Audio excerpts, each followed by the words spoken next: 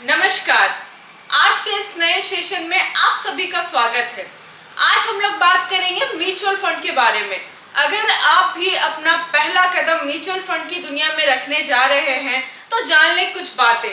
Mutual fund में 3 प्रकार के फंड होते हैं। पहला लार्ज कैप फंड होता है, दूसरा मिड कैप फंड होता है, तीसरा स्मॉल कैप फंड होता है। लार्ज कैप फंड वो कंपनियां में आ जाती है जो कि बड़े बड़े कंपनियों में आपका पैसा इन्वेस्टमेंट होता है। देन मिड कैप जो लोगे तो वो मध्य कंपनीज जो होती हैं उसमें इन्वेस्टमेंट होता है। स्मॉल कैप जितने भी छोटी छोटी कंपनियां होती है उसमें आपका पैसा इन्वेस्ट होता है। लेकिन अगर आप पहला कदम अपना रखने जा रहे हैं एसआईपी या फिर म्यूचुअल फंड में, तो शुरुआत किस फंड से करें?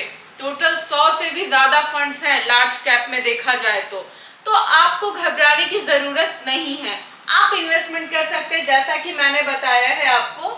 कैप में इन्वेस्टमेंट करने के लिए सबसे फंड अभी जो अच्छा है वो इंडेक्स फंड है। इंडेक्स यानी कि 50 निफ्टी में आप इन्वेस्टमेंट कर सकते हैं। इसमें हिंदुस्तान के टॉप परफॉर्म 50 कंपनियां जो सबसे बड़ी कंपनी है वहां आपका पैसा इन्वेस्ट होता है। आप निश्चिंत रहते हैं क्योंकि वहां पैसा डूबने का बिल्कुल भी डर नहीं होता है। लेकिन हाँ, रिस्क थोड़ा होता है क्योंकि मार्केट है। मैं ये नहीं कहूंगी कि रिस्क नहीं होता, रिस्क होता है क्योंकि ये मार्केट में पैसा आपका इन्वेस्टमेंट होता है। लेकिन टॉप 50 बड़ी बड़ी कंपनियों में आपका पैसा इन्वेस्ट होता है। ठीक है, जैसे इंडेक्स का आप रिटर्न देख पा रहे हैं कि किस प्रकार से ये रिटर्न आपको निफ्टी देता है, सेंसेक्स देता है, किस प्रकार ये मार्केट में परफॉर्म करता है।